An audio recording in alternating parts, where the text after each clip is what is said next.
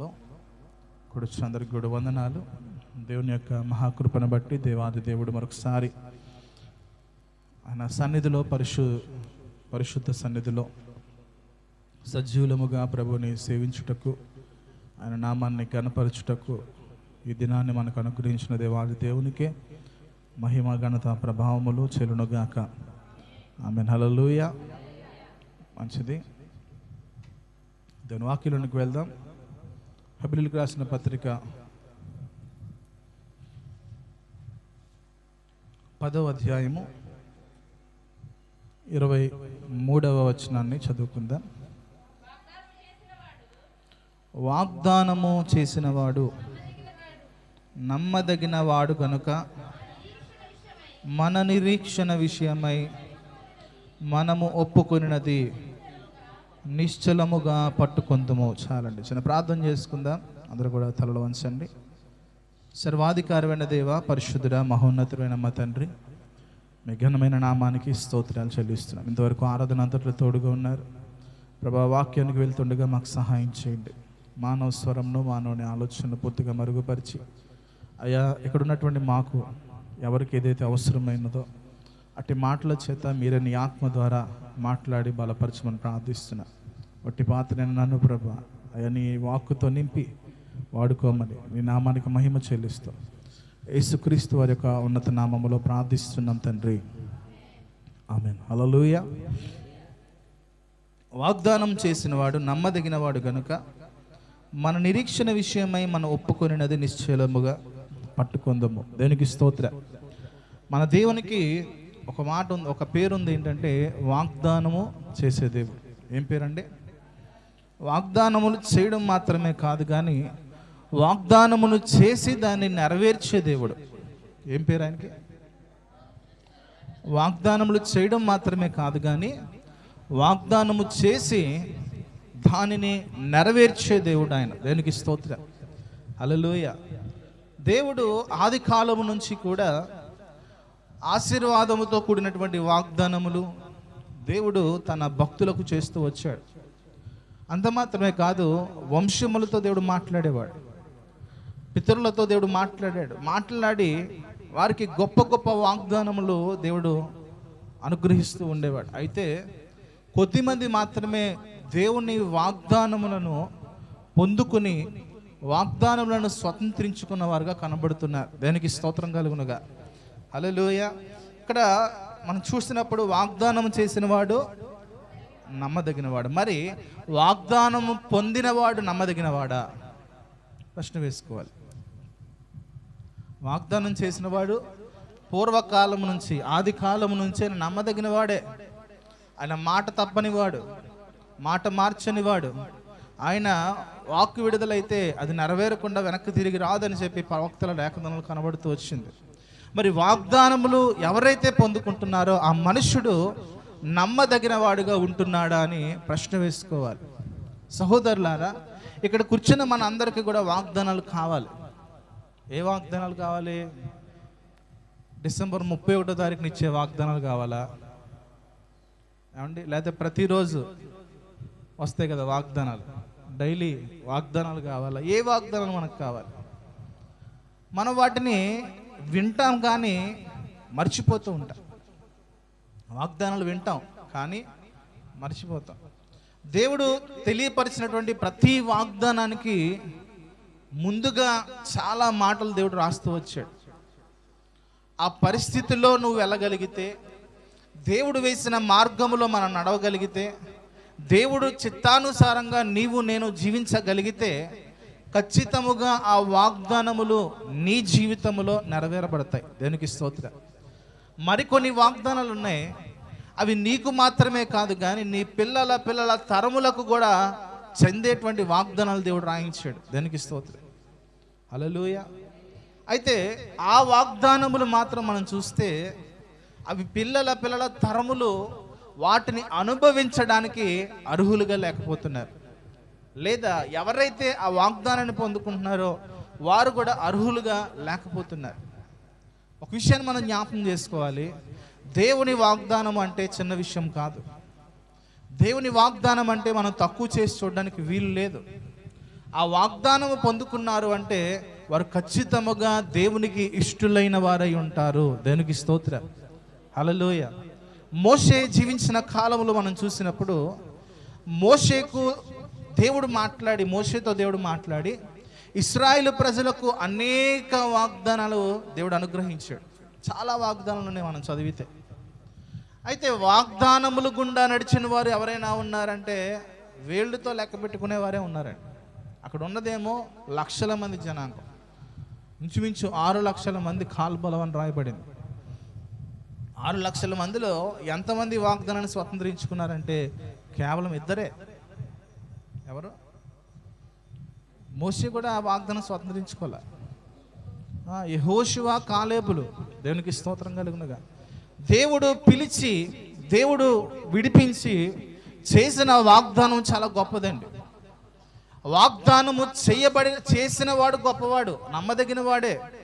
అయితే వాగ్దానము పొందుకున్న వారు నమ్మదగిన వారుగా లేకపోతే, సరైనటువంటి విశ్వాస జీవితం వారిలో లేకపోతే, అపనమ్మికత్వము నీలో ఏలుబాటు చేస్తే నీవు ఆ వాగ్దానానికి వారసుడుగా ఉండకుండా పక్కకి తొలగిపోయే అవకాశాలు ఉన్నాయి. జాగ్రత్త. దేవుడిచ్చే వాగ్దానం ఏదైనా సరే నిరర్ధకము కాదు. మనుషుల మాటలు మారిపోవచ్చు. మనం కూడా చాలా వాగ్దానాలు చేస్తూ ఉంటాం, మనం కూడా చాలా తీర్మానాలు చేస్తూ ఉంటాం. అయితే ఆ తీర్మానాలు నిలబడగలుగుతున్నామా? ఆ వాగ్దానాలు మనం చేసింది నెరవేర్చగలుగుతున్నామా? చాలామంది ఇప్పుడు మనం మారిపోయాం కాబట్టి బాగానే ఉన్నాం, కానీ మాట్లాడితే ఒట్టు అనేసేవాళ్ళు. ఏమండి? నా మీద ఒట్టు, మా అమ్మ మీద ఒట్టు, మా పిల్లల మీద ఒట్టు, మా కుక్క పిల్లల మీద ఒట్టు, మా పిల్లి పిల్లల మీద ఒట్టు, మా కోడి మీద ఒట్టు, అన్ని రకరకాల ఒట్లు. దేవుని వాక్యం చెప్పింది తర్వాత మీరు దేని మీద ప్రమాణము చేయొద్దు. ఆయన ఆకాశం మందు ఉన్నాడు, మీరు భూమి మీద ఉన్నారు కనుక మీ మాటలు అవునంటే అవును, కాదని అంతే. ఇంకంతకుమించి ఎక్కువ మాట్లాడితే అపవాదం నుంచి వస్తుంది. తప్పు చేసావా? ఎస్, ఒప్పుకోవాలి. తప్పు చేయలేదా? చేయలేదు, ధైర్యంగా చెప్పాలి. మనం ఆ మాటలు దేవునికి ఇష్టముగా ఉంటాయండి. దేవుడికి ఆ మాటలు ఇష్టముగా ఉంటాయి. అది తప్పైనా రైట్ అయినా ఏదైనా సరే దేవునికి ఎప్పుడు నచ్చుతుందంటే యథార్థముగా మాట్లాడినప్పుడే. దేవునికి స్తోత్రం కలుగునుగా. హల్లెలూయా. నా జీవితాల్లో దేవుడు చేసిన వాగ్దానములు ఆగిపోవడానికి వీల్లేదు. మనం అనుకుంటాం, ఏమండి దేవుని సంధికి వస్తున్నాను కానీ బ్రతుకులు మారలేదు ఏంటండి, దేవుని సంధికి వస్తున్నాం కానీ వర్ధిల్లింపబడడం లేదేంటండి. మొండూరులో చాలామంది ఈ పరిస్థితిలో ఉంటూ ఉంటారండి. వాళ్ళు చాలా చోట్ల తిరుగుతూ ఉంటారు, ఎక్కడైనా పెద్ద కోటలు అక్కడ వెళ్ళిపోతూ ఉంటారు. తీరా చూస్తే పరిస్థితులు ఏం మారవు. ఖచ్చితంగా వాక్యంలో నుంచి తీసి చూపిస్తాను వాళ్ళకి నేను. మీరు నా ఆజ్ఞలను అనుసరించి జీవించని ఎడలా, ద్వితీయోపదేశకాండంలో మొత్తం అధ్యాయం దాని గురించి రాశాడండి. జీవించకపోతే మనం చేసే భక్తి వ్యర్థం.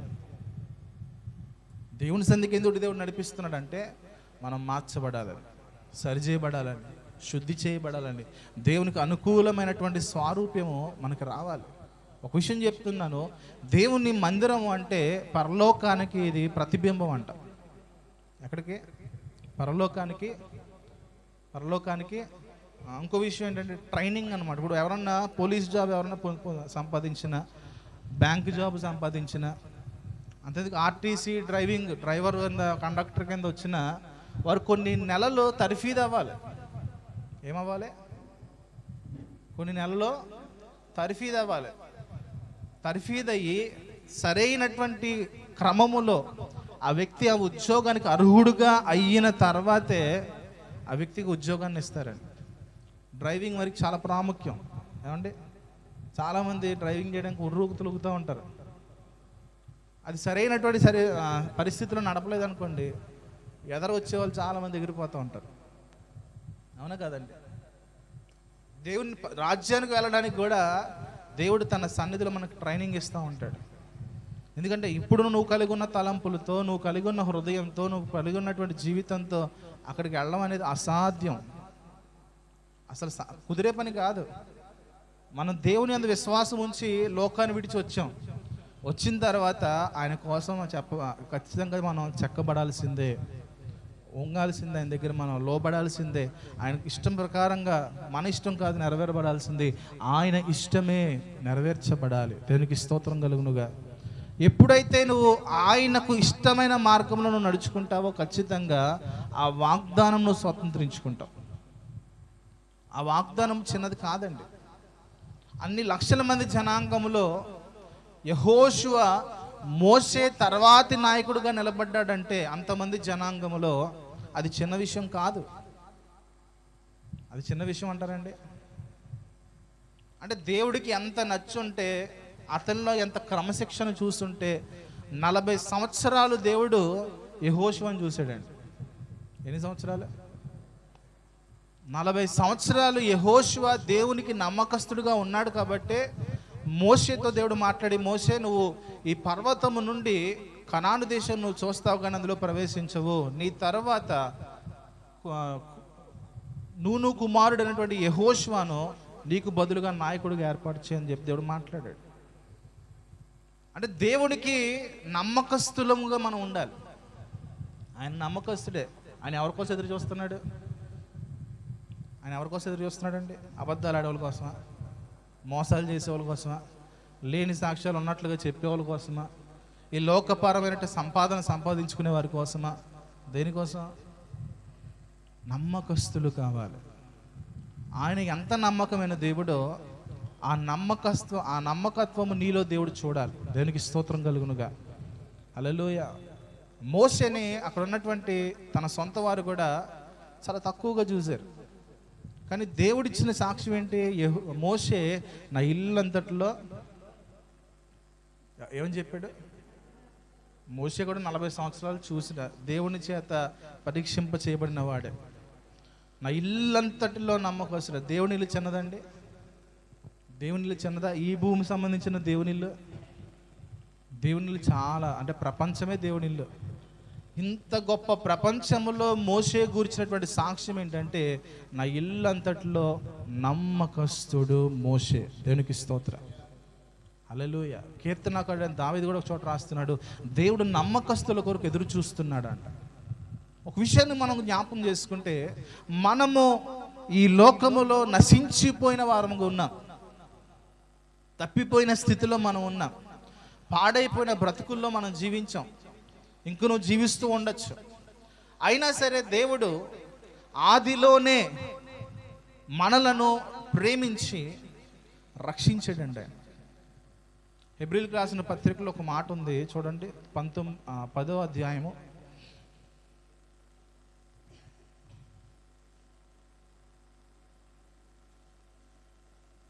19వ వచనం నుంచి చదవండి ఒకసారి. సహోదరులారా, యేసు మన కొరకు ప్రతిష్ఠించిన మార్గమున అనగా నూతనమైనదియో జీవము గలదియో ఆయన శరీరము అను తెర ద్వారా ఏర్పరచబడినదినైనా మార్గమున ఆయన రక్తం వలన పరిశుద్ధ స్థలమునందు ప్రవేశించుటకు మనకు ధైర్యము కలిగి ఉన్నది గనుకను, దేవుని ఇంటి పైన మనకు గొప్ప యాజకుడున్నాడు గనుకను, మన సాక్షికి కల్మషము తోచకుండునట్లు ప్రోక్షింపబడిన హృదయములు గలవారమును నిర్మలమైన ఉదక స్నానంతో స్నానము చేసిన శరీరములు గలవారమై ఉండి విశ్వాస విషయములో సంపూర్ణ నిశ్చయత కలిగి యథార్థమైన హృదయముతో మనము దేవుని సన్నిధానముకు చేరుదాము. దేవునికి స్తోత్రం. ఎలా ఉండాలని దేవుని సన్నిధికి చేరాలని దేవుడు కోరుకుంటాడు తెలుసా? అసలు దేవుని మందిరానికి రావడానికి మనకు యోగ్యత లేదు. యేసు ప్రభు వారు కనుక ఈ లోకానికి రాకపోయి ఉండుంటే, ఆయన మన కొరకు బలియాగము చేయకపోయి ఉండుంటే అసలు దేవుని సన్నిధికి రావడానికి ఏ మనుషుడు కూడా అర్హత లేదండి.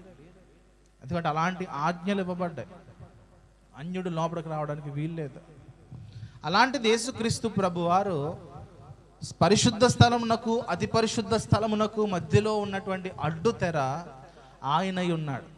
ఆ అడ్డు తెరను తీసివేసి దేవుని దగ్గరికి మనం సమీపస్తులుగా వెళ్ళడానికి మనం చెప్పుకున్నాం శుక్రవారం, యేసు ప్రభువులో నుంచి మనం ఎలా కనబడుతున్నాం అంటే పరిశుద్ధులంగా కనబడుతున్నాం. దేవునికి స్తోత్రం.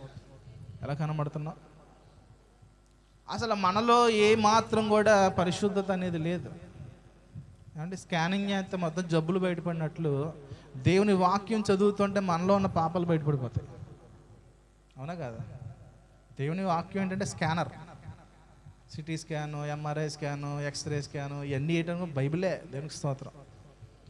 డాక్టర్ గారికి అనుమానం వచ్చిందనుకోండి, అమ్మ పలానా చోటుకి వెళ్ళి రాయించుకురా చేయించుకురా అంటే వెళ్ళొచ్చేద్దాం. అందులో ఏం జబ్బు ఉందో బయటపడిపోద్ది. మరి మన ఆత్మలో ఉన్న జబ్బులు బయటపడాలంటే దేవుడు మీ ఇంట్లోనే స్కానర్లు పెట్టాడండి. అక్కడ నీ చేతిలో, నీ హ్యాండ్ బ్యాగ్లో. ఏమో కాస్ట్లీ హ్యాండ్ బ్యాగ్లు వాడతారు కొంతమంది, అందులో ఉంటాయి. 100 రూపాయల హ్యాండ్ బ్యాగులు అందులో కూడా పెట్టుకోవచ్చు. దేవునికి స్తోత్రం. పిల్లలు స్కూల్ బ్యాగ్లో పెట్టుకోవచ్చా? పెట్టుకుంటారా? సరిపోదు. స్కూల్కి కూడా, కాలేజీలు కూడా మనం బైబిల్ పట్టుకెళ్ళాం అనుకోండి, అది కూడా స్కానరే. అంత భక్తి పరులు ప్రస్తుతం లేరనుకోండి, ఇంట్లో చదవడమే గొప్ప, మళ్ళీ స్కూల్కి వెళ్ళి చదవడం ఒకటి. ఏమా అది చదువుతూ ఉన్నప్పుడు నువ్వే ఆ రిపోర్ట్ ఇచ్చేవాడు, బయటికి ఎవరో ఒక్కర్లా. మనలో ఉన్నటువంటి పొరపాట్లను బయటికి తెలియపరిచేది దేవుని వాక్యం. దేవునికి స్తోత్రం. హల్లెలూయా. ఇప్పుడు ఆ జబ్బు వచ్చినప్పుడు ఏం చేస్తాం? డాక్టర్ గారి దగ్గరికి వెళ్ళి, అయ్యా ఇదిగోండి రిపోర్ట్లను చేతిలో పెట్టినప్పుడు, ఇదిగమ్మా పలానా చోట నీకు ఇలా ఉంది, గడ్డ ఉంది, అది ఉంది, ఇది ఉంది, నువ్వు మందులు వాడు, ఒక 3 నెలలు 6 నెలలు వాడితే తగ్గుద్ది. కొంచెం పచ్చిని చేయాలి. ఏం చేయాలి? పచ్చిని చేయబోతే పని అవుదండి. అవుద్దా? షుగర్కే పచ్చని చేయాల్సి వస్తుంది, బీపీకే పచ్చని చేయాల్సి వస్తుంది. మరి అన్నిటికీ పచ్చని చేయాలి. మరి ఆత్మకో, ఆత్మీయ రోగముల చేత ప్రస్తుత సంఘాలన్నీ కూడా రోగముల చేత నింపబడుతూ ఉన్నాయి. స్వస్థపరిచే యెహోవా నేనే అని సెలవిచ్చిన దేవుడు ఆయన. దానికి స్తోత్రం. నీ జబ్బు నీకు తెలిసిన తర్వాత ఖచ్చితంగా దాన్ని కూర్చున్న మెడిసిన్ కూడా ఇక్కడే రాయబడింది. అదే దేవుని వాక్యము. దేవుని వాక్యము చేత నీ నడతను సరిచేసుకున్నప్పుడు, దేవుని వాక్యము చేత నీ బ్రతుకును సరిచేసుకున్నప్పుడు, దేవుని వాక్యము చేత నీ మార్గములు దేవుని వైపు నడిపించుకున్నప్పుడు, నీ అడుగులు మార్చుకున్నప్పుడు ఖచ్చితంగా నువ్వు ఆత్మీయ స్వస్థత పొందుకుంటావు. దేవునికి స్తోత్రం. కొంతమందికి ఈ స్కానింగ్లు అన్నా, ఎక్స్రే అన్నా భయం అండి. ఎందుకంటే అందులో ఏం జబ్బు ఉందో తెలిసిపోద్దని. మా అమ్మగారికి హాస్పిటల్ అంటే చాలా భయం అండి. ఎవరికన్నా ఎంత రోగం వచ్చిందని చెప్తే, బాబు నాకు చెప్పకపోబే అని అతడు. హాస్పిటల్కి వెళ్ళాలన్న భయమే, హాస్పిటల్ ఎవరినన్నా చూడాలన్న భయమే. కొంతమందికి ఈ భయాలు ఉంటాయి, అవునండి. కొంతమంది ప్రతిదానికి 4 కాళ్ళ మీద ఉంటారు. ఎక్కడికి వెళ్ళడానికి? ఎప్పుడు ఏమన్నా అయిపోద్దేమో, 100 సంవత్సరాలు బతకాలి నేను అని చెప్పి వెళ్ళి డాక్టర్ గారు ఏంటంటే దాన్ని నొప్పి వచ్చేస్తుంది, ఏంటంటే ఏం తిన్నావు బాబు? పొద్దున్న పప్పు తిన్నానండి, ఆ గ్యాస్ రాసి ఇచ్చాడు అంటాడు. చాలామంది అండి ఏం లేకపోయినా సరే డాక్టర్ దగ్గరికి హడావుడికి వెళ్తే వాళ్ళు ఏం రాస్తారు తెలుసా? మంచి ఇంగ్లీష్ తప్ప మనకు అర్థం కాకుండా రాస్తారు. ఎలా రాస్తారు? మంచి 4-5 రకాలు రాసిస్తారు. ఎంతకీ ఏంటి అనుకుంటున్నారు? ఫస్ట్ రకం ఏంటి మీకు తెలుసు? అందులో గ్యాస్. రెండో రకం ఏంటి? కాల్షియం. మూడో రకం ఏంటి? విటమిన్స్. ఏమన్నా? నాలుగోది ఏంటంటే కొంచెం నీకు నిద్ర పట్టదు, కంగారుగా ఉంటావు కదా, అత్తమాను, నిద్ర మాత్రలు. అంతేనండి. నేను ఆ 4 రకాలు నాకు అంతలా, ఎందుకంటే వాళ్ళ రైటింగ్ మనకు అర్థం కాదు కదా, ఎలా చూసి చెప్పేస్తాను. ఎందుకంటే ఎవరు రాసిన ఇదే రాస్తున్నారండి. ఎక్కడికి వెళ్ళినా చక్కగా నిద్రపోవడానికి. మరి ఈ ట్యాబ్లెట్లు వేసుకుంటే పొద్దున్న లోపల గడిబిడి అవ్వకూడదానికి గ్యాస్ ట్యాబ్లెట్లు ఇవే.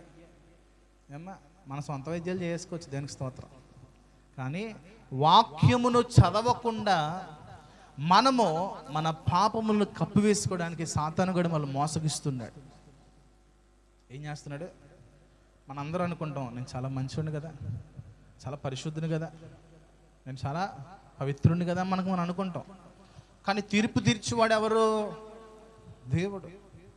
ఏమండి? యెహోవా చేత నిర్దోషి అని ఎంచబడిన వాడును, ఆత్మలో కపటము లేనివాడు ధన్యుడు. ఎవరి దగ్గర తేలిపోద్ది అంటే అక్కడ తేలిపోద్దండి. నువ్వు అక్కడికి వెళ్ళకుండానే నువ్వు చేయాల్సింది ఏంటంటే, దేవుని వాక్యము నీకు చెప్పబడుతున్నప్పుడే, దేవుని వాక్యము నువ్వు చదువుతున్నప్పుడే, నీలో ఉన్న పరిస్థితులను నీవుగా చక్కబెట్టుకున్నప్పుడు నీకు ధన్యకరమైన జీవితం దేవుడు అనుగ్రహిస్తాడు. దేవునికి స్తోత్రం. దాని 51 కీర్తన చదవం. ఎంతమంది దాన్ని ధ్యానించారు ఇంటి దగ్గర? నాకు తెలిసి ఎవరు ధ్యానించరు. మనకున్న అలవాటే కదా, ప్రతి వారం నేను అడగడం, మీరు దాన్ని ఒప్పుకోవడం మంచిది. 51 కీర్తన ఆఖరి మాటలు చదవండి ఒకసారి.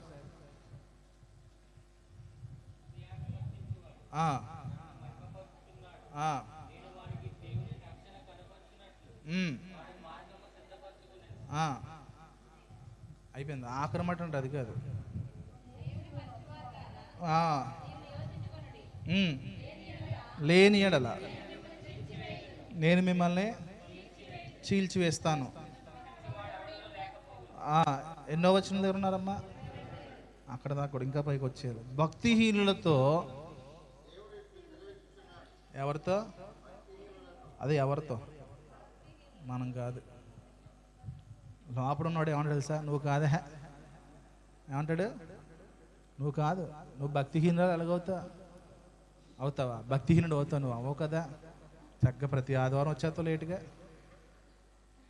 ఆఖరి ప్రార్థనకు ఉంటావు, ఆ టైంలో బైబిల్ తీసి చదువుతావు, కానుకలు వేస్తావు. ఏమ్మా మరి భక్తిహీనులు అవుతావా? చెప్పండి అమ్మ, భక్తిహీనులు ఎలాగవుతామండి మనం? అవ్వం కదా. అవునా కదా? పొద్దున్న లేకుండా స్టేటస్లో వాక్యం పెడతాం, అందరూ పెడతాం. మనం అందరం భక్తిహీనులు ఎలాగవుతామండి? దేవుని స్వార్థని వాక్యం ద్వారా ప్రకటిస్తున్నాం. భక్తిహీనులు ఎలాగవుతాం? అవుతామా? అవ్వా? అవ్వో. చదువుదాం. భక్తిహీనులతో దేవుడు ఇలాగ సెలవిస్తున్నాడు, నా కట్టడలను వివరించుటకు. ఏమంటున్నాడు? ఎలా ఎలా చెప్తున్నాం మన కట్టడలు? ఆయన కట్టడాలు మనం ఎలా చెప్తున్నాం? స్టేటస్. ఎలాగా? స్టేటస్ ద్వారా మనం ఏం చేస్తున్నాం? ఆయన కట్టడలు వివరించేస్తున్నాం. నా నిబంధన నీ నోట వసించదేమి అమ్మా? అదేంటి అలాగ అంటాడేంటి? మనల్ని కాదులే, మనల్ని కాదులే. ఎవరిని? భక్తిహీనులు ఎవరైతే ఉన్నారో వాళ్ళని, మనం కాదు. అసలు మన భక్తిహీనులు పెట్టి ఏమన్నా డింపులు? అసలు మనకంటే భక్తి పరులు దావీదే మన ముందు పనిచేయడు. ఏమండి? ఎవరా? దావీదే మన ముందు పనిచేయడు. అబ్రహాం మన ముందు పనిచేయడు. అసలు యోసేపు పనిచేయడు అండి. అందరూ ఎందుకు? యోసేపు పనిచేయడు మన ముందు. మోసే పని చేస్తాడా? పనిచేయడు. కాబట్టి మనం ఎలాగవుతాం భక్తిహీనం? ఏమన్నాడు? దిద్దుబాటు నీకు అసహ్యం అంట. నీవు నా మాటలను ఏం చేస్తున్నారంటే వాళ్ళు, మనం కదా వాళ్ళు. దేవుని మాటలు వస్తున్నాయి, దేవుని వాక్యం వస్తుంది, దేవుని హెచ్చరికలు వస్తున్నాయి. అవన్నీ అంటే వెనక్కంటే వేస్తాడు. వెనకాల ఉన్నోడికి అంటాడు. వెనకాల ఎవరన్నా చూసుకోండి ఒకసారి, వెనకాల ఎవరన్నా చూడండి ఒకసారి. వెనక్కి వెళ్ళిపోతున్నాయి వాళ్ళకి. ఏదన్నా వాగ్దానం ఆశీర్వాదం ఇది నాకు, వాగ్దానం ఆశీర్వాదం వస్తే నాకు, హెచ్చరికలు వస్తే వెనకాల వాళ్ళకి. ఏమంతేనా? ఆ తర్వాత ఎవరి దొంగ? మన బెస్ట్ ఫ్రెండ్. ఎవడండి మన బెస్ట్ ఫ్రెండ్? అన్నాడు. బెస్ట్ ఫ్రెండ్ అంటే చాలా విడువక ప్రేమిస్తాడంటే. ఆడు దూరంగా వెళ్ళినా సరే నువ్వు వాడు వెనకాలే వెళ్తావు. ఆడికి ఒక్కొక్కసారి 12 దూరంగా వెళ్తున్నా నువ్వు ఆడిని మర్చిపోలేవు.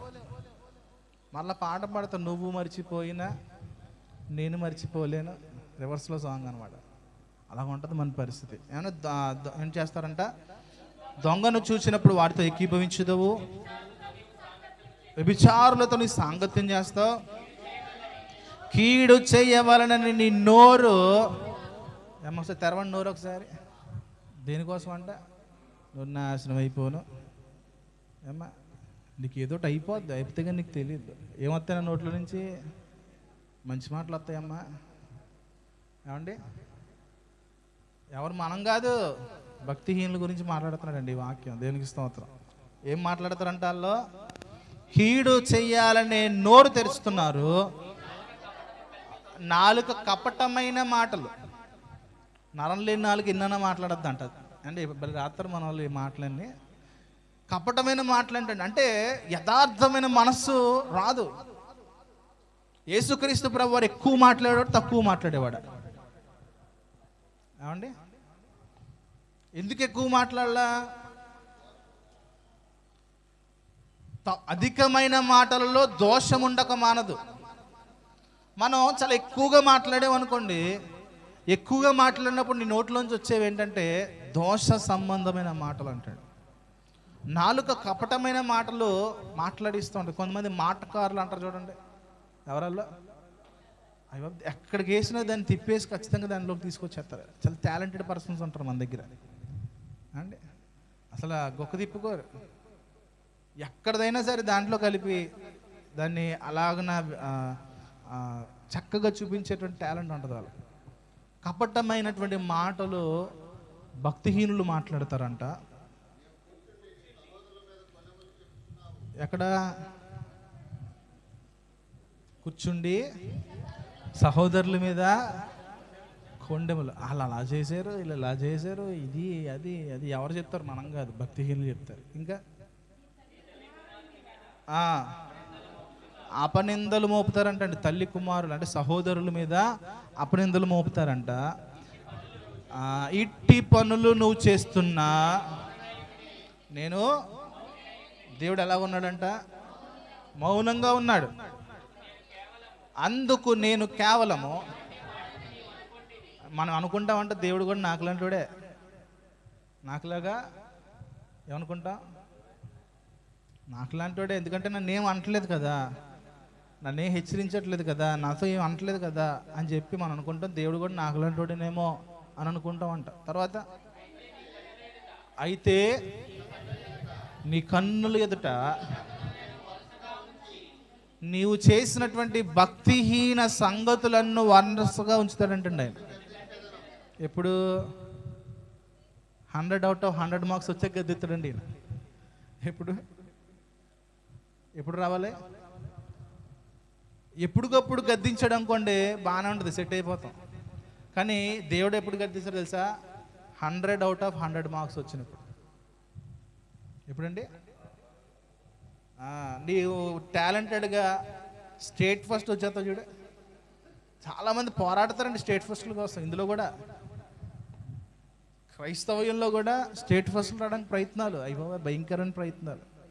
నీ స్టేట్ ఫస్ట్ వచ్చిన తర్వాత నేను పిలిచి మెడలేస్తాడు దేవుడిని మనలో వేసి అంటాడు, ఇవన్నీ వరుసగా ఎడతాడు.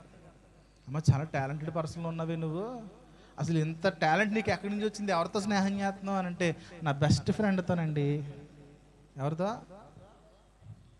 ఎదుటి పెట్టి దేవుడు గద్దిస్తానంటండి, ఇంకా మనిషి చాలా భయంకరమైన పరిస్థితిలోకి వెళ్ళిపోతాడు. ఎప్పటికప్పుడు నువ్వు దేవుని వాక్యం చూసుకుంటూ, అద్దంలో మన మొహం చూసిన ఎలాగైతే సరి చేసుకుంటామో, సరి చేసుకుంటారు లేదా అద్దంలో? ఎవరన్నా అద్దంలో చూసుకునే అలవాటు ఉందా? అసలు జస్ట్తో ఎక్స్పెరిమెంట్ చేయించాం చిన్నప్పుడు, ఇప్పుడు చేయితే బాగోదేమోలే. అద్దంలో మనం చూసుకోకుండా మేకప్ వేసుకుని బయటకు వస్తే ఎలా ఉంటుంది అంటే, ఎక్స్పీరియన్స్ పర్సన్స్ అసలు అద్దం అవసరం లేదనుకోండి. అంటే ఇంకా ఏ ఎక్విప్మెంట్ ఎక్కడ వాడాలో తెలిసి అలవాటు అయిపోయి మంచి టాలెంటెడ్ పర్సన్ అక్కడ లాగేస్తారు, అయిపోతుంది. అప్పుడే ఓన్లీ ఆదివారమే వేసుకునే వాళ్ళు ఉంటారు చూడండి, మిగతా 6 రోజులు జిడ్డు మొహం వేసుకుని ఆదివారమే బయటకు వచ్చే వాళ్ళు ఉంటారు చూడండి. వాళ్ళైతే ఖచ్చితంగా అద్దం ముందు ఒక అరగంట రెడీ అవ్వాల్సి వస్తుంది. ఏమండి? మనం దేవుని వాక్యంతో ప్రతిరోజు రెడీ అవ్వాలి.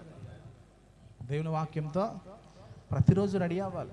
అప్పుడు ఆయన ఆ గద్దింపులు నీ ముందు రాయడం ఒక మాట రాస్తుంది ఏంటంటే, నిన్ను నీవు తీర్పు తీర్చుకొని ఎడల నువ్వు తీర్పులోకి రావు. ఎవడో నిన్ను తీర్పు తీర్చడం కాదు, నిన్ను నువ్వు తీర్పు తీర్చుకో. నీ పరిస్థితిని, నీ జీవితాన్ని, నీవు కలిగి ఉన్నటువంటి భక్తిహీనతను నీకు నీవుగా తీర్పు తీర్చుకుంటూ, నిన్ను నువ్వు గద్దించుకుంటూ, నీకు నీవుగా సరిచేసుకుంటూ వచ్చినప్పుడు దేవుని చేత మనం తీర్పు తీర్చబడవలసిన అవసరం ఉండదు. సహోదరులారా, ఒక్కొక్కసారి లాస్ట్ ఇంకా ఊపిరి ఆగినప్పుడు వస్తుందండి ఆ గద్దింపు. ఎప్పుడు వస్తుంది? వెళ్ళిపోయిన తర్వాత లైన్గా నిలబెట్టి వరుసలో నుంచోబెట్టి గద్దింపించడానికి నీకు ఉపయోగం ఏముంది? బ్రతికున్నప్పుడే మన జీవితం సరి చేసుకుంటే దానివల్ల ప్రయోజనం ఉంది. కానీ మరణించిన తర్వాత దేవుడు వాటన్నిటిని మన ముందు పెడితే ఇంకా మనల్ని రక్షించేవారు ఎవరో కూడా, దేవుడే మనల్ని చెయ్యి విడిస్తే ఇంకెవరు మనల్ని రక్షించేది? సమయమును మనం చాలా దుర్వినియోగం చేసుకుంటూ ఉంటాం. ఇంకా దేవుని మరచువారులారా, దీన్ని యోచించుకొనుడి, లేని ఎడల నేను మిమ్మల్ని చీల్చివేయుదును, తప్పించువాడు ఎవడు కూడా ఉండడు. సహోదరులు, ఒక విషయం జ్ఞాపకం చేసుకోండి. నేను వెనకాల నుండి ఎంకరేజ్ చేసేవాడు ఒక రోజున నువ్వు నరకానికి వెళ్ళినప్పుడు నిన్ను తప్పించలేడు. చేయగలరా? సాధారణ కూడా మనకు ఎన్నో ప్రేరేపణలు కలిగిస్తూ ఉంటాడు. చేయించడానికి గల కారణం ఏంటంటే, నువ్వు నశించిపోవాలి, నువ్వు దేవుని నుంచి దూరం అయిపోవాలి, దేవునిలో ఉండడానికి వీల్లేదని చెప్పి మనం పాడు చేస్తూ ఉంటాడు. కనుక ఒక రోజున దేవుని ముందు మనం నిలబడినప్పుడు వాడు నిన్ను వచ్చి, వీడు నా స్నేహితుడు కదా, చూసి చూడనట్టు వదిలే అన్నకుంటుందా? పోనీ పాస్టర్ గారు వచ్చి మా విశ్వాసేనండి, కానుకలు చాలా బాగా ఇస్తారండి, వదిలేయండి అంటే అవుద్దా? ఎవరు చెప్తే అవుద్ది? ఎవరు చెప్తే అవుద్దండి? నువ్వు దేవునికి సమీపంగా ఉన్నప్పుడు దేవుడు నిన్ను విడుదల చేస్తాడు అలాంటి వాటి నుండి. దేవునితో నువ్వు సహవాసం చేసినప్పుడు ఆయన నీకు సహాయము చేసి ఆ ఊబిలో నుంచి బయటకు లాగగలిగిన వాడు. దేనికి స్తోత్రం. హల్లెలూయా. ఏ మనుషుడు కూడా మరొక మనిషిని ఊబిలో నుంచి పైకి లాగలేడండి. ఆ పాపపు ఊబు భయంకరమైనది. ఆ పాపపు ఊబిలో దిగిన వారు ఎవరో కూడా మరొక వ్యక్తి చేత లాగబడడం అనేది అసాధ్యం. ఎవరైతే వారి చేతులు దేవుని వైపు చాపి రక్షణ కొరకు ప్రాధేయపడతారో, మొరపెడతారో వారికి దేవుని యొక్క విడుదల, దేవుని ద్వారా ఆ రక్షణ కార్యం జరుగుతుంది. దేవునికి స్తోత్రం కలుగునుగా. హల్లెలూయా. యోహాను సువార్త 8వ అధ్యాయము 30 నుంచి 36 వరకు చదువుదాం. యోహాను సువార్త 8వ అధ్యాయము 30 నుండి 36. ఆయన ఈ సంగతులు మాట్లాడుచుండగా అనేకులు ఆయన యందు, ఆయన మాటల యందు విశ్వాసముంచిరి. కాబట్టి యేసు తనను నమ్మిన యూదులతో, మీరు నా వాక్యమునందు నిలిచిన వారైతే నిజముగా నాకు శిష్యులై ఉండి సత్యమును గ్రహించెదరు, అప్పుడు సత్యము మిమ్మును స్వతంత్రులుగా చేయునని చెప్పగా. చూడండి, యేసుక్రీస్తు ప్రభువునందు మనం జీవిస్తున్నాం. ఇప్పుడు దేవుని మందిరానికి ఎవరి కోసం వస్తారు? నా కోసం వచ్చే చేతులు ఎత్తండి. జశ్వంత్ కోసం వచ్చే చేతులు ఎత్తండి. శరణ్య కోసం వచ్చే చేతులు ఎత్తండి. అబ్రాంగర్ కోసం వచ్చే, ఎవరి కోసం రావండి. ఎవరి కోసం వస్తాం? ఒకవేళ అనుకోకుండా ఏ మనిషి కోసం వచ్చావంటే నువ్వు రావడం వేస్ట్. ఇంకా ఎవరి కోసం రావాలి? దేవుని కోసం రావాలి. చూడండి, కాబట్టి యేసు తనను నమ్మిన యూదులతో, మీరు నా వాక్యమందు నిలిస్తే, మీరు అనగా మనము దేవుని వాక్యమునందు నిలిచి ఉన్నట్లయితే మనం ఆయనకి శిష్యులం. అంటే మనం దేవుని వాక్యంలో ఉండట్లేదు కానీ బయటకు వచ్చేస్తున్నాం. ఎక్కడికి వచ్చేస్తున్నాం? దేవుని వాక్యం నుంచి ఎక్కడికి వచ్చేస్తున్నాం? బయటకు వచ్చేస్తున్నాం. దేవుని వాక్యంలో నిలిచి ఉన్నప్పుడు శిష్యులంగా ఉంటాం. అప్పుడు సత్యాన్ని మనం గ్రహించుకుంటాం. సహోదరులారా, దేవుని వాక్యములో ఉన్నటువంటి సత్యమును ప్రస్తుత దినాల్లో గ్రహించలేనటువంటి పరిస్థితిలో సంఘం వెళ్ళిపోవడానికి గల కారణం ఏంటంటే, ఏ సంఘములో కూడా సరైనటువంటి దేవుని వాక్యములో నిలిచి ఉండలేకపోతున్నారు. అప్పుడు వింటారు, బయటకు వచ్చేస్తారు. బయటకు వచ్చినప్పుడు సత్యం ఎలా తెలుస్తుంది నీకు సత్యము బయలుపరచబడాలంటే అది దేవుని ద్వారా మాత్రమే బయలుపరచబడుతుంది. భూమి మీద ఒరిజినల్స్ కంటే కూడా డూప్లికేట్స్ చాలా ఎక్కువగా ఉన్నాయి. అంటే దేనిని కూడా సరిగ్గా మనం పోల్చుకోలేం. ఎవరు దాన్ని తెలుసుకోగలుగుతారంటే దాని గురించి బాగా క్షుణ్ణంగా తెలుసుకున్న వారికి తెలుస్తుంది. ఏమంటే ఇప్పుడు టైర్లు ఉంటాయండి, టైర్ పేలిపోయింది అనుకోండి, ఇప్పుడు ఆ బండి అమ్మేస్తున్నాం. ఏం చేస్తున్నాం? టైర్ పేలిపోయింది, టైర్ 2000, డూప్లికేట్ 600. ఏదేస్తాం? సీల్ టైర్ అంటాం. ఆడితోటి అమ్మినప్పుడు ఏం చెప్తాం? సీఎట్ కాదు, సీల్ టైర్. సీల్ అంటే కొత్త టైర్ అని. సీల్ టైర్ వేసేస్తున్నా అంటారు. మా ఆడవాళ్ళకి ఏం తెలియదు కదా, అది ఏ టైరో తెలిసేంటి వాళ్ళకి. అమ్మ బండి తక్కువకి వచ్చేస్తుంది, కొత్త టైర్ వేసాడంట. ఆయన ఎవరు? మంచోడు, దేవుడే పంపించాడు. ఎవరా? దేవుడే పంపించాడు అని చెప్పి ఆ టైర్ అయితే గట్టిగా 4 రోజులు తిరిగేటప్పటికి ఆ టైర్ కూడా అయిపోద్దండి సీన్. ఇంకా కంపెనీ టైరు పాడైనా సరే దాని లోపల ప్యాచీలు వేసిన ఏదోటి బతికేచ్చు. డూప్లికేట్ అని ఒకసారి అలాగే వేసానండి. ఇప్పుడు తేడా ఏమంటే తిరగడమే కదా అనుకున్నా. 6 నెలలు అయ్యేటప్పటికి ఆ టైర్ ఇక్కడ పైన ఉంది టైర్. అది కొత్త టైర్ 3 సంవత్సరాలు వచ్చింది. దానికి ఇది ఇంకెంత తేడా కాదు, 400-500 తేడా అంతే. సత్యమునకు అసత్యమునకు ఎప్పుడు నువ్వు తేడా తెలుసుకోగలుగుతావంటే నువ్వు క్రీస్తుతో సహవాసం చేసినప్పుడు నీకు అర్థమవుద్ది. దేవునికి స్తోత్రం. హల్లెలూయా. సత్యమును గ్రహించేదారు. అప్పుడు సత్యం మనల్ని ఏం చేస్తుందంట? ఏమండి? స్వతంత్రులు. ఆత్మలో నువ్వు స్వతంత్రులుగా అవ్వాలి. కానీ ఎక్కడ మనం స్వతంత్రం అవుతాంటే పాపంలో స్వతంత్రులు అవుతాం. ఎక్కడ? స్వాతంత్ర్యం అంటే అర్థం ఏంటి?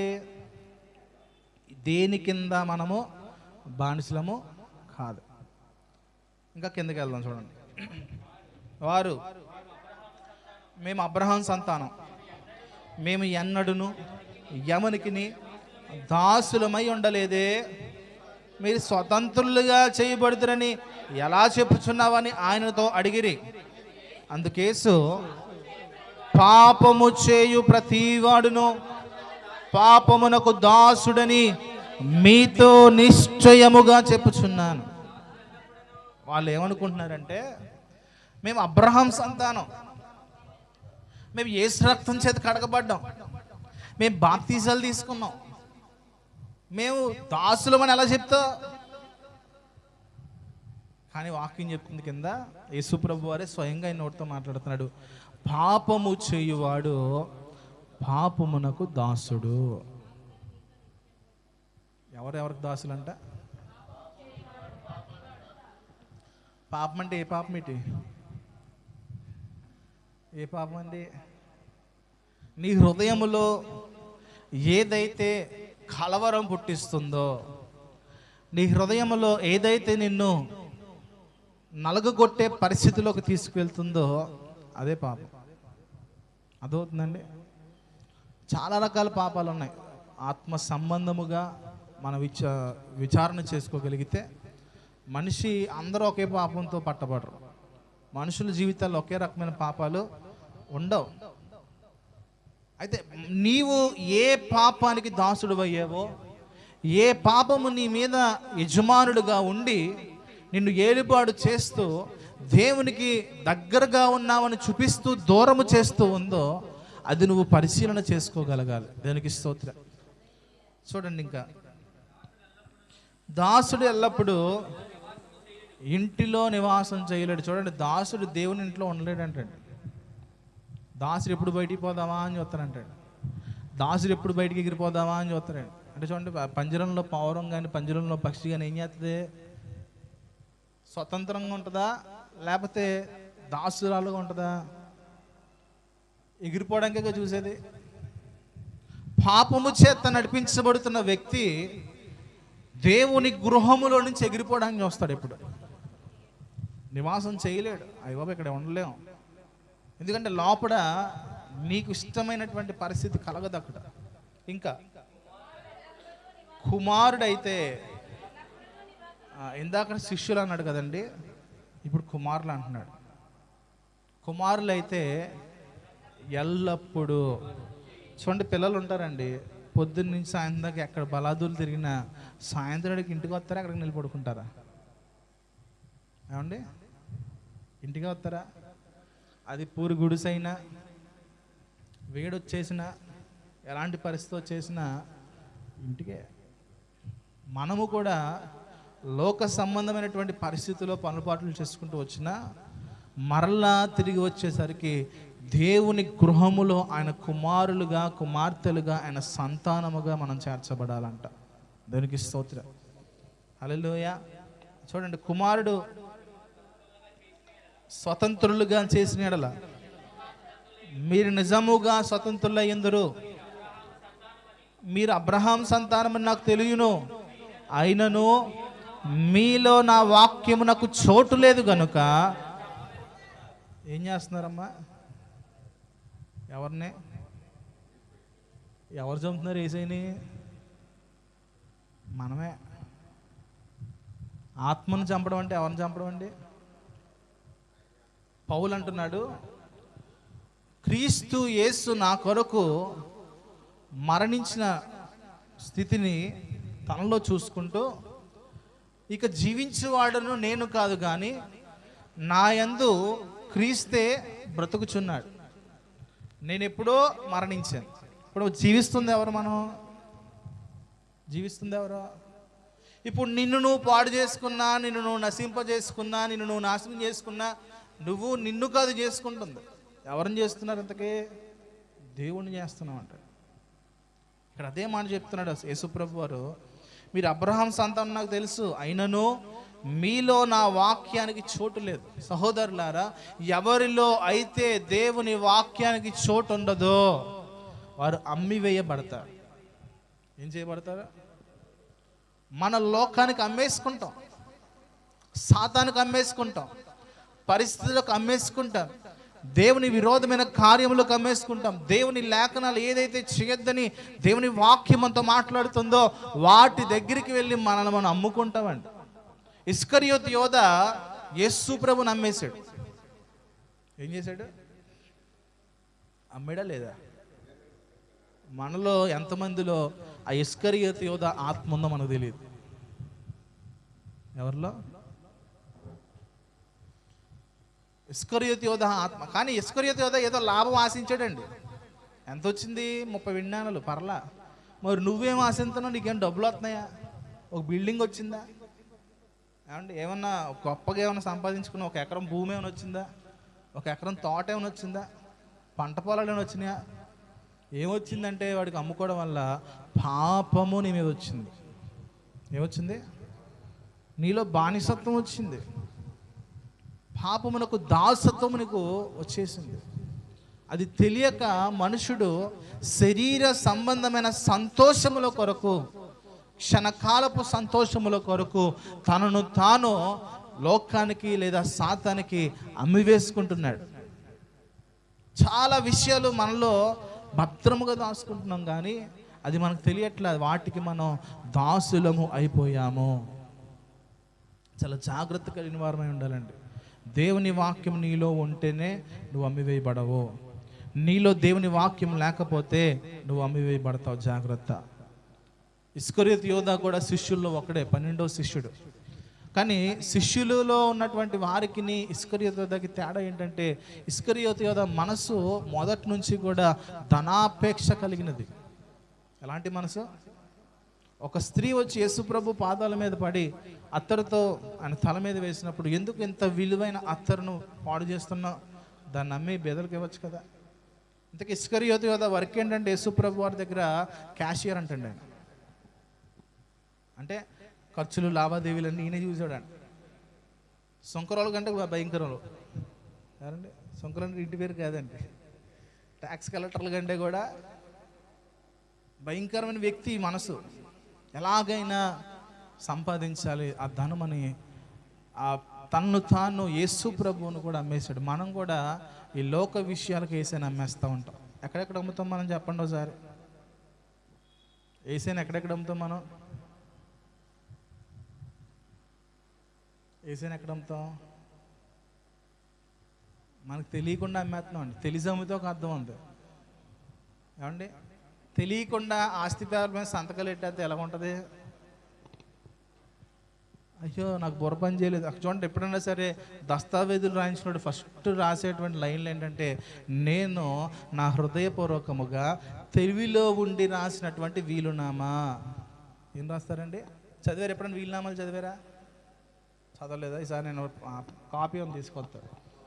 అంటే ఏమంటారు? ఇష్టపూర్వకంగా కాదండి, తెలివిగా ఉండి. అంటే నాకేదో మందు పెట్టేసో ఇలా నిద్రలో ఉన్నప్పుడు సంతకం పెట్టించడానికి కాదు, నేను తెలివిలో ఉన్నప్పుడే. నాకు అంత బుర్ర బాగానే పనిచేస్తుంది. నా బుర్రని పిచ్చెక్కిపోలా, నాకు ఇష్టం వచ్చినట్టు ఏదేదో మాట్లాడట్లా. అన్నీ నా ఆరోగ్యపరంగా అన్నీ బాగున్నాయి. నాకు ఇష్టపూర్వకంగానే ఈ వీలునామా రాస్తున్నాను. అయితే మనము ఇష్టపూర్వకంగా రాస్తున్నామా, తెలియకుండా రాస్తున్నామా? దేవుడిచ్చినటువంటి ఆత్మీయ ఆశీర్వాదములు, దేవుడిస్తున్నటువంటి వాగ్దానములు, దేవుడిచ్చినటువంటి ఆత్మ వరములు, ఆత్మ ఫలమును మనం ఏం చేస్తున్నామంటే అపవాది అయినటువంటి సాతానుకు మనం అమ్మివేస్తున్నామేమో పరిశీలన చేయండి. దేవుడు నీకు ఇచ్చినటువంటి వాగ్దానములు స్వతంత్రించుకుంటూ ముందుకు వెళ్ళాలి. దినాలు గడిచే కొద్దీ నీ ఆత్మీయ జీవితంలో వృద్ధి కలగాలి, అభివృద్ధి కలగాలని దేవుడు ఆశిస్తున్నాడు. అన్ని విషయములో మీరు వృద్ధి చెందాలని దేవుడు ఆశిస్తున్నాడు. అయితే ఒక విషయం చెప్తున్నాడంటే, మోసపోకుడి. దేవుని ద్వారా వచ్చే ప్రతి ఆశీర్వాదము పరసంబంధమైనదై జ్యోతిర్మయుడగు దేవుని వద్ద నుంచి వస్తుంది. నీ జీవితంలో స్థిరమైన ఆశీర్వాదములు నువ్వు చూడాలన్నా, దాన్ని అనుభవించాలన్నా, అది అపవాది గారి దగ్గర నుంచి వచ్చినప్పుడు అది కొన్ని దినాలే నీ దగ్గర ఉంటుంది. కానీ దేవుని ద్వారా వచ్చిందైతే అది నీ తరాలకు కూడా ఉపయోగపడేదిగా దేవుడు ఇస్తాడు. దేవునికి స్తోత్రం కలుగునుగా. హల్లెలూయా. ఎవరికి దక్కుద్ది అంటే అది ఆయన దగ్గర నమ్మకమైన వారికి దక్కుతాయి. ఎవరికి దక్కుద్ది? నమ్మకస్తులు. సమూయేలు కూడా బాల్య దినములో దేవుని మందిరంలో పరిచారకుడుగా ఉన్నప్పుడు తన బాల్యము నుంచే నమ్మకస్తుడు. అవునంటారా కాదంటారా? ఏమండి? బాల్యము నుండి. కానీ తన గురువు అయినటువంటి ఏలి దేవుని ఎదుట నమ్మకస్తుడుగా ఉన్నాడా అంటే లేడు. ఎక్కడ తన నమ్మకత్వాన్ని కోల్పోయాడంటే తన కుమారులు దేవునికి ఇష్టం లేని పనులు చేస్తున్నప్పుడు గద్దించక, సరిచేయక, తప్పుదిద్దక ఆ బిడ్డల మీద ఉన్నటువంటి ప్రేమతో వదిలేసాడండి. శపితమైనటువంటి వంశముగా ఏలి వంశం పేరు తెచ్చుకుంది. అలాగే సమూయేలు పిల్లలు కూడా సరైనటువంటి మార్గంలో లేరు. వాగ్దానాలకి వారసులుగా నీవు, నీ పిల్లలు, మనము ఉండాల్సిన వారమై ఉన్నాము. ఎప్పుడైతే దేవుని వాక్యము నీలో ఉండదో నువ్వు వేసే నమ్మేస్తావు. దేవుని వాక్యము నీ హృదయములో నిన్ను గద్దించాలి. నువ్వు నడుస్తున్నప్పుడు ఇశ్రాయేలు ప్రజలతో మోషే ద్వారా దేవుడు మాట్లాడుతూ, ఇదిగో నువ్వు కూర్చున్నప్పుడు అవి నీ చేతులకు ఉండాలి. నువ్వు నడుస్తున్నప్పుడు నీ మార్గంలో కానీ నీ బాసికములకు ఉండాలి, అంటే మెడకి హారంలా ఉండాలి. ఇవన్నీ చెప్తూ వచ్చాడండి. ఎందుకంటే అవి చూస్తున్నప్పుడు వారి జీవితాలు సరిచేయబడుతూ ఉండే. దేవుని వాక్యమునకు అంత శక్తి ఉంది. దేవునికి స్తోత్రం కలుగునుగా. హల్లెలూయా.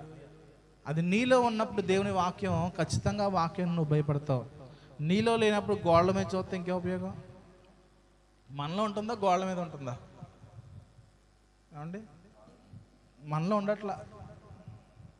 వాక్యం మనలో ఉంటే అది మరలా మరలా మరలా మరలా మన జ్ఞాపకం వస్తూ ఉంటుంది. దేవునికి స్తోత్రం కలుగునుగా. ఇంకా తర్వాత 36 దాకా చదివేశారా?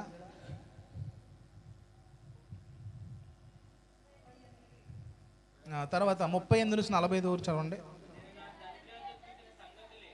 నేను నా తండ్రి వద్ద చూచిన సంగతులే బోధించుచున్నాను, ఆ ప్రకారమే మీరు మీ తండ్రి వద్ద వినిన వాటినే.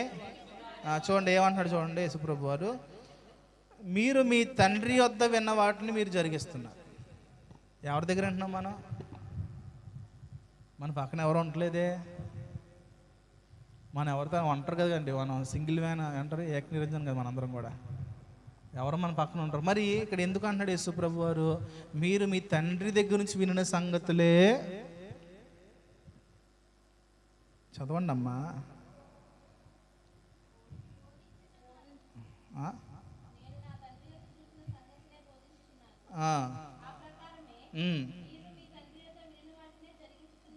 వారితో చెప్పాను. అందుకు వారు ఆయనతో, ఎవరంటండి వీళ్ళ తండ్రి? మన తండ్రి ఎవరండి? అబ్రహాం పిల్లలైనా మనందరం. తర్వాత యేసు, మీరు అబ్రహాం పిల్లలైతే అచ్చం మీ నాన్నలాగా ఉన్నావురా, అచ్చం మీ అమ్మే దిగిపోయావురా నువ్వు అంటారా? అచ్చం మీ నాన్నమ్మే, అచ్చం మీ అమ్మమ్మే, అచ్చం మీ తాతే. ఇంక డిట్టో నీ నడకదే, నీ మాటదే, నీ పనులదే, నీ యాసదే ఏమంటారు కదా. ఇక్కడ యేసుప్రభు లాజిక్, వాళ్ళందరూ లాజిక్ మాట్లాడింటే మేము అందరం అబ్రహాం పిల్లలం. ఓకే, బాగానే ఉంది. అబ్రహాం పిల్లలు అయితే మీరు అబ్రహాం చేసిన క్రియలు చేయాలి. అబ్రహాం ఏం చేశాడు? దేవుని మాట విన్నాడా? చదవండి అక్కడ. మీరు అబ్రహాం పిల్లలైతే అబ్రహాం చేసిన క్రియలు చేస్తారు. దేవుని వలన వినిన సత్యము మీతో చెప్పిన వాడనైనా నన్ను మీరిప్పుడు చంప వెదుకుచున్నారే. అబ్రహాం అట్లు చేయలా, మీరు మీ తండ్రి క్రియలే చేయుచున్నారని వారితో చెప్పాను. అందుకు వారు, మేము వ్యభిచారం వల్ల పుట్టిన వారం కాము, దేవుడొక్కడే మాకు. ఇందాక ఎవరు తండ్రి అని చెప్పారు ఇందాక దాకా. ఇప్పుడు మొత్తం ప్లేట్ తిప్పేశారు. ఇప్పుడు మా తండ్రి ఎవరు? ఆయనే మా తండ్రి. యేసు. దేవుడు మీ తండ్రి అయిన ఎడల దేవునికి స్తోత్రం. ఆయన్నే తప్పించుకు ఎంతోమంది మనకులాంటి తెలివైన వాళ్ళు ఏం చేశారంటే యేసుప్రభుని ఎక్కడైనా పట్టిద్దామని వస్తే ఆయన సర్వజ్ఞాని అయిన దేవుడు అండి. ఒక మాట అపోస్తలుడైన పౌలు రాస్తున్నాడు, దేవుని వెర్రితనము మన వెర్రితనము కంటే గొప్పది, మన జ్ఞానము కంటే గొప్పది. దేవుడు వెర్రితనం అంటే మన జ్ఞానం కంటే గొప్పది, దేవుని బుద్ధిహీనత మన తెలివి కంటే గొప్పది అంటాడు. మనమే అనుకుంటాం నాకంటే తెలివైన ఉన్నారా. పిల్లలు అనుకుంటారంటే ఏమీ ఎరగకుండా ఏం తెలియకుండా చేసేద్దాం అనుకుంటారు, కానీ దొరికేస్తారు. చూసారు, మనకి దొరుకుతా దొరకరా అప్పుడు దాకా అనుకుంటాడు, అయ్యి బాబు నేను చాలా తెలివిగా ప్రవర్తిస్తున్నాను అనుకుంటాడు. ఇంతకీ అందరికీ దొరికేస్తాడు. మనం కూడా అంతే.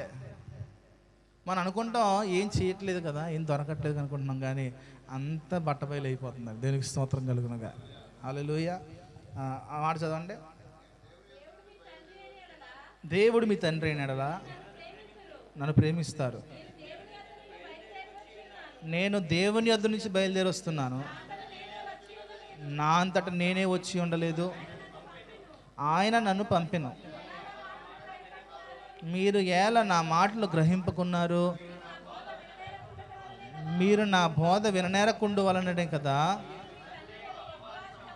ఇప్పుడు ఈయన చెప్పేశాడు, అసలు మీ ఫాదర్ ఎవరో, మీ పుట్టిపోరొత్తాలు ఏంటి మొత్తం చెప్పేసాడండి యేసుప్రభు. ఆయన దగ్గరికి వస్తే ఇయ్యే బయటపడిపోతే, అందుకే రమ్మను. ఏసీ దగ్గరికి ఎందుకు రమ్మను?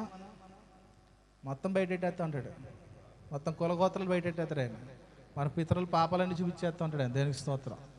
కానీ ఆయన చూపించి అవమానపరిచే దేవుడు కాదు, కానీ వాటిని మన నుంచి నిర్మూలము అనగా మరలా కనబడకుండా చేసే దేవుడు ఆయన. దేనికి స్తోత్రం. మీరు మీ తండ్రి యొక్క అపవాది సంబంధులు, మీ తండ్రి దురాశలు నెరవేర్చకూర్చు. చూడండి, మన దురాశలు కాదంటే ఇవన్నీ. దురాశపరుడు ఎవడంటే సాతాను. ఎవరో తండ్రి పగలు తీర్చుకునే వాళ్ళు ఉంటారు చూడండి, కొంతమంది తల్లి పగలు తీర్చుకునే వాళ్ళు ఉంటారు చూడండి, ఉంటారండి. మన వైపు లేరు, అటువైపు ఉంటారు. ఇప్పుడు తండ్రికి దురాశ ఉంది. ఎవరా తండ్రి? అపవాది అయినటువంటి సాతాను. వీడికి దురాశ ఉంది, ఏంటంటే దేవుని రాజ్యమును పాడు చేయాలి. ఏం పాడు చేయాలి? అర్థమైంది దాని. చూడండి ఎంత ఆ జ్ఞానవంతుడిగా ఉన్నాడు. నీ చేత్తో నీ ఇంటి పెంకులే పీకెత్తున్నాడు. అర్థమైందా? ఎవరి చేత్తో? ఆడొచ్చి పనులలాగా నాకు పనులు కావాలంటాడు. తీరా వచ్చింది అదేంటి, ఇంకో ఇల్లు పేకంటారు అంటాడు. ఇంతకీ ఇల్లు ఎవరిదే? నీదే. దేవుడు నీ కోసం నిర్మాణం చేస్తున్న, నీ కోసం ఏర్పాటు చేస్తున్నటువంటి ఆ నిత్య రాజ్యం యొక్క కట్టడను నీ చేత్తో నువ్వే పిరికి వేసేలా చేస్తున్నాడండి. ఆడు ఎంత తెలివైనడు. మనం ఇంకెంత తెలివైన వాళ్ళం. మనం ఎక్కువ తెలివైన వాళ్ళం కదండి. ఇంకా ఆది నుండి వాడు నరహంతకుడై ఉండి సత్యమునందు నిలిచిన వాడు కాడు. వాడి యందు అసలు సత్యమే లేదు. వాడు అబద్ధమాడినప్పుడు తన స్వభావమును అనుసరించే మాట్లాడతాడు. వాడు అబద్ధికుడును అబద్ధమునకు జనకుడునై ఉన్నాడు. నేను సత్యమే చెప్పుచున్నాను గనుక మీరు నన్ను నమ్మరు. దేనికి స్తోత్రం. యేసు ప్రభు వారు చెప్పేది అన్యుల గురించి పక్కనట్టండి, సంఘంలో విశ్వాసులే నమ్మరండి. అన్యులు ఎలాగో నమ్మరు. ఏమని? యేసుప్రభు ఒకటి దేవుడు ఏంటి, చాలామంది ఉన్నారు అందులో ఒకడు అంటారు. మరి నువ్వు నమ్ముతున్నావు అసలు యేసుప్రభు దేవుడని? యేసుప్రభు దేవుడు నువ్వు నమ్మితే ఆయన క్రియలు చేస్తావు. యేసుప్రభు దేవుడు నువ్వు నమ్మితే ఆయన చెప్పిన మాటలను అనుసరించి జీవిస్తావు. యేసుప్రభు దేవుడు నువ్వు నమ్మితే ఆయన ఏదైతే నీతో మాట్లాడతాడో ఆ క్రియలనే నువ్వు జరిగిస్తావు. దేనికి స్తోత్రం. కానీ ఎవరి క్రియలు జరిగిస్తున్నావు? ఎవరాడు? నీకు వాడికి సంబంధం ఏంటి? వాడు నీకు ఏమవుతాడు? ఇంట్రాగేషన్ ఇదంతా. వాడు నీకు ఏమవుతాడు? వాడికి సంబంధం ఏంటి? మీ నాన్న, మీ అక్క, మీ తమ్ముడా, మీ అన్నయ్య, ఎవడో? మరి ఆడి మాట్లాడుతున్నావేంటి నువ్వు? ఆడు చెప్పిన క్రియలు జరిగిస్తున్నావేంటి నువ్వు?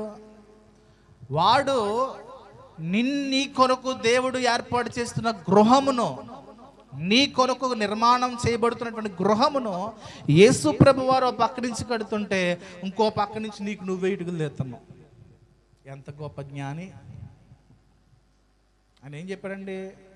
నా తండ్రి ఇంటి అనేక నివాసం కలవు, నేను వాటిని సిద్ధపరచడానికి వెళ్ళి మరలా వస్తాను. ఎవరి కోసం సిద్ధపడుతున్నాడు? ఎవరి కోసం సిద్ధపడుతున్నాడు? ఏం లేదండి, ఫినిషింగ్ వర్క్ జరుగుతుంది అంతే.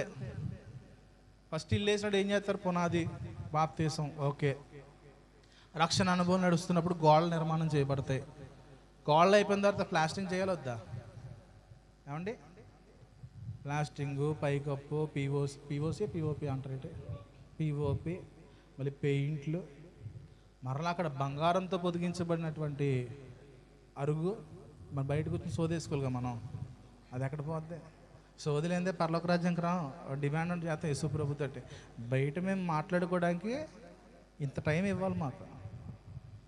మళ్ళీ వజ్రాలతో, వైడూర్యాలతో పొదగబడినటువంటి గృహాలు అంటండి. దేనికి స్తోత్రం. ఇవన్నీ నువ్వు నడుస్తున్న మార్గములో నువ్వు యేసయ్య మాట వింటూ ఉన్నప్పుడు వాగ్దానముల ద్వారా నువ్వు పొందుకున్న ఆశీర్వాదాలన్నిటికీ కూడా నీ ఇంటి మెయింటెనెన్స్ తెలిసిపోద్ది. అక్కడ పైకి వెళ్ళాక ఎంత ఇల్లు కట్టుకున్నాను అనుకుంటావా? ఏంటి ఇదే కట్టుకున్నాను అనుకుంటావా? ఏమండి, కట్టడల మధ్యలో ఆగిపోయిన ఇల్లులు ఎలాగ ఉన్నాయండి? ఏ ఏరియాది వెళ్తాం కదా బాబీ అన్న ఇంటికి, ఏరియాది మాదేపల్లి వెళ్ళినప్పుడు కట్టడల మధ్యలో ఆగిపోయిన ఇల్లు.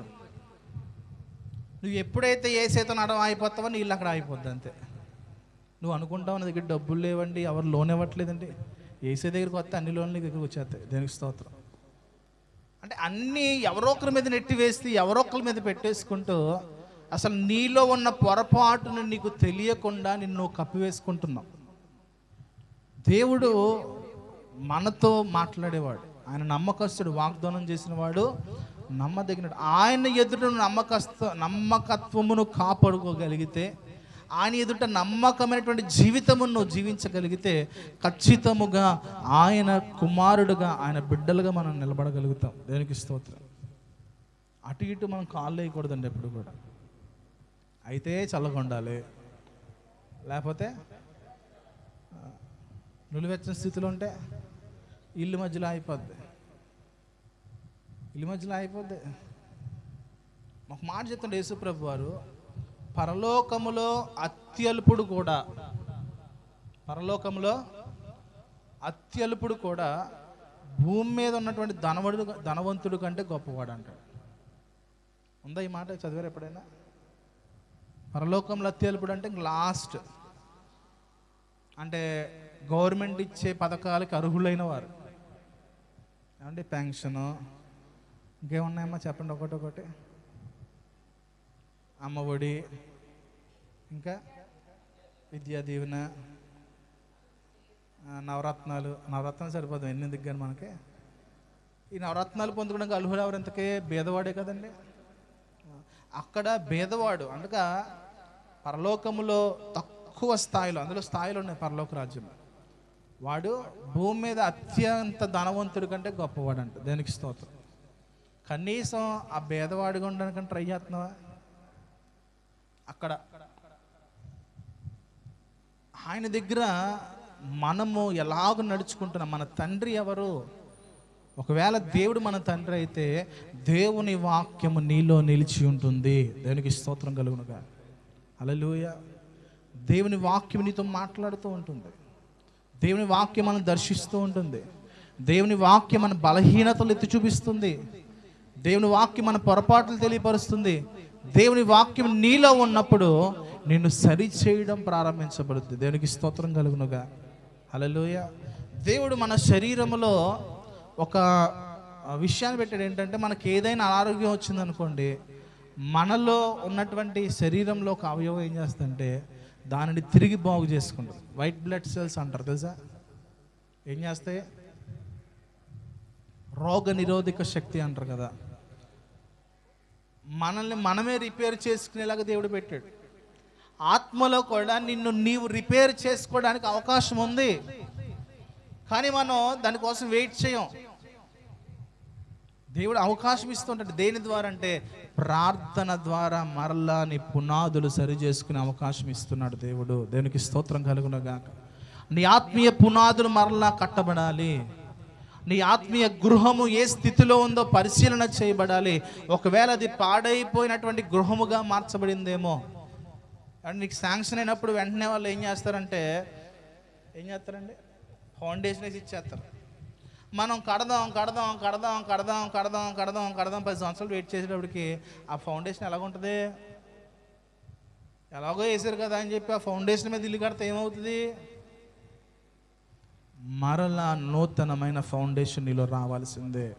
హల్లెలూయా. ఆ పునాది యేసు క్రీస్తు ప్రభువు మీద మాత్రమే కట్టబడాలి. లోకములో ఉన్నటువంటి పునాదులన్నీ కూడా ఒక రోజున పాడైపోతాయి. అయితే క్రీస్తునందు నీ పునాదిని మరలా స్థిరపరచుకోగలిగితే నీ కట్టడలను ఆయన నడిపించగలిగిన వాడై ఉన్నాడు. దేనికి స్తోత్రం కలుగును గాక. హల్లెలూయా. ఇందాక మనం చదివిన దాన్ని బట్టి మనం చూసినప్పుడు ఆ వాగ్దానము చేసిన వాడు నమ్మదగిన వాడు కనుక మనము ఒప్పుకొనిన దానిని నిశ్చలముగా పట్టుకుందాము. ఏం ఒప్పుకున్నావు? యేసు ప్రభువుని వెంబడించాలని ఒప్పుకున్నావా లేదా? లోకాన్ని ద్వేషిస్తానని ఒప్పుకున్నావా లేదా? ఏమండి, పెళ్ళినాటి ప్రమాణాలు ఇవన్నీ కూడా అన్ని దొంగ ప్రమాణాలే. ఆ టైంలో చేసేస్తాం, ఆ ఊపిలో చేసేస్తాం, ఆ ఉద్రేకంలో చేసేస్తాం. తర్వాత అంతా డమ్మీయే. ఒక నెల అయ్యేటప్పటికి అయ్యో అనవసరంగా పెళ్లి చేసుకున్నాను అనుకుంటాం. ఒక నెల అయ్యాక అనవసరంగా బాప్తీసం తీసుకున్నాను అనుకుంటాం. ఏమా పెళ్ళి అయిన తర్వాత సావో రేవో సచ్చేదాకా అక్కడే తేవాలి. ఇంకా అవునంటారా కాదంటారా? ప్రస్తుత దినాల్లో ఈ విడాకులు ఎక్కువైపోయి తప్పించుకోవడానికి ప్రయత్నం. ఒకప్పుడు లేవండి అయ్యో, సావైనా బతుకైనా అక్కడే. ఒక్కసారి నువ్వు యేసుని స్వీకరించావా, ఒకటే మార్గం, నీ జీవితం మార్చబడాలి. అయితే మార్చబడాలి, లేకపోతే ఫాదర్ ఎవరో దెయిర్ ఫాదరా అవర్ ఫాదరా? భక్తిహీనుల తండ్రి ఒకడు ఉన్నాడండి. మరి ఆ భక్తిహీనులు ఎవరో మీలో మీరు చేతులు ఎత్తేసుకుంటున్నారు. లోపల దించండి అందరూ. మీ హృదయాల్లో చేతులు ఎత్తద్దు. ఏమ్మా కాదు, వాడు మన తండ్రి కాదు. మనందరం ఫ్యాక్షనిస్టులు అండి. వాడు మన శత్రువు. ఎవడాడు చెప్పరండి, మొహమాట పడుతున్నారేటండి. వాడు మన శత్రువు అని చెప్పడానికి. కొంతకాలం మిమ్మల్ని పెంచినంత మాత్రం మీ సొంత తండ్రి అయిపోతాడు. కొంతకాలం గారాబం చేసి మీకు నచ్చినవన్నీ మీ శరీరాన్ని పాడు చేసినంత మాత్రాన, మీ శరీరాన్ని సంతోషపరిచినంత మాత్రాన సొంత తండ్రి కాడాడు. ఆడికే గతి లేదు. ఆడు ఎక్కడికి వెళ్తాడు? లాస్ట్కి ఎక్కడికి వెళ్తాడు తెలుసండి? ఆడి గతి ఏంటి తెలుసా? ఆడి కోసమే దేవుడు సిద్ధపరిచాడు. ఆల్రెడీ రెడీ అయిపోయింది. ఇప్పుడు వాడేం చేస్తున్నాడంటే దేవుని పిల్లలను సమకూర్చుకుంటున్నాడు. దేవుడి పిల్లలను పాడు చేస్తున్నాడు. దేవుని రాజ్యమును పాడు చేయడం అంటే అది కాదండి, దేవుని పిల్లలను పాడు చేయడమే. సహోదరుల ఒక విషయం జ్ఞాపకం చేసుకోండి. మనము దేవుని పిల్లలమైతే ఆయన మాటను మాత్రమే మనం వింటాము. ఆయన వాక్కు, ఆయన స్వరము నీ చెవుల్లో వస్తూ ఉండాలి. దేవుని వాక్యమునకు మనం భయపడాలి. దేవుని వాక్యమునకు లోబడాలి. దేవుని వాక్యమునకు మనము ఎప్పుడైతే లొంగుతామో ఆ వాక్యము నీ జీవితాలకి వాగ్దానములను తీసుకొస్తుంది. దేవునికి స్తోత్రం కలుగునగా. హల్లెలూయా. ఒక విషయం జ్ఞాపకం చేసుకోండి, దేవుని చిన్న వాగ్దానము కూడా అది గొప్ప ఆశీర్వాదమే. అది చిన్నదే కదని తీసివేయడానికి లేదు. నా కృప నీకు చాలు, చాలా చిన్నగా ఉంది. ఆ కృప ఎంత గొప్పదో తెలుసా? నీ కృప జీవము కంటే ఉత్తమం అన్నాడు దావీదు. దాన్ని ఎలా పోల్చగలనది? ఆకాశం కంటే ఎత్తుగా ఉంది, అగాధ జలముల కంటే బాగా ఎక్కువైందంటండి. ఎప్పుడన్నా సముద్రం కొలతను ఎవరైనా కొలిసారా? ఎన్ని గ్లాసులు వస్తుంది? ఎన్ని లీటర్లు వస్తుంది? మరి కృప అనే 2 పదాల అక్షరాన్ని మనం చాలా తక్కువ చేస్తూ వస్తున్నాం. కానీ ఆ కృప ఎంత గొప్పదో, ఎంత అమూల్యమైందో నీకు తెలియబడితే ఆ కృపను పట్టుకుని మనం జీవిస్తాం. భక్తుడైనటువంటి పౌలు అంటున్నాడు, సాతాను ఒక దూతగా నా ముందు ఉంచుని ఆ ముళ్ళు నాకు పెట్టి నన్ను బాధిస్తున్నాడు ప్రభువా, అయ్యా నీ చిత్తమైతే ఆ ముళ్ళు నాకు తొలగించంటే దేవుడు మాట్లాడుతున్నాడు ఏంటంటే, నా కృప నీకు చాలు, నీ బలహీనతలు యందు నా శక్తి అధికమవుతుంది. దేనికి స్తోత్రం. నువ్వు బలహీన సమయంలో దేవుని మీద ఆధారపడినప్పుడు దేవుని శక్తిని నువ్వు రుచి చూడగలుగుతావు. నీ బలహీన సమయంలో దేవుని కృప మీద ఆధారపడినప్పుడు దేవుని నడిపింపేంట నీకు అర్థమవుతుంది. దేనికి స్తోత్రంగా. మనుషుల మీద కాదు మనం ఆధారపడాల్సింది, కానీ దేవుని మీద, దేవుని శక్తి మీద, దేవుని కృప మీద ఎప్పుడైతే మనం ఆధారపడగలుగుతామో దేవుని చేత ఆశీర్వదించబడినటువంటి వంశములుగా మనం తీర్చిదిద్దబడతాం. అట్టి కృప దేవుడు మనందరి జీవితాల్లో అంతము వరకు తన కృపలో నడిపించునుగాక.